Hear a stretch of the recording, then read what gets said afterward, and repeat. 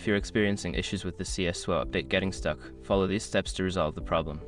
This guide will help you troubleshoot and fix the update issue effectively. Step 1. Check your internet connection. Ensure that your internet connection is stable and working properly. A weak or intermittent connection can cause updates to stall. Try restarting your router or switching to a wired connection if possible. Step 2. Restart the game client. Close the CS2 game client completely and then reopen it. This can refresh the update process and may help it to continue downloading. Make sure to check for any prompts that may require your attention.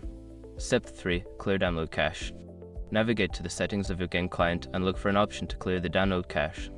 This can help eliminate any corrupted files that may be causing the update to get stuck. Step 4. Verify game files.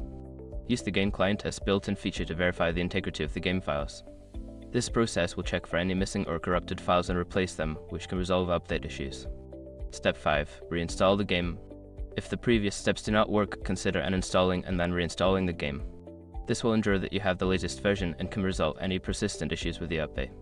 Following these steps should help you fix the update issue. If problems persist, consider reaching out to the game support team for further assistance.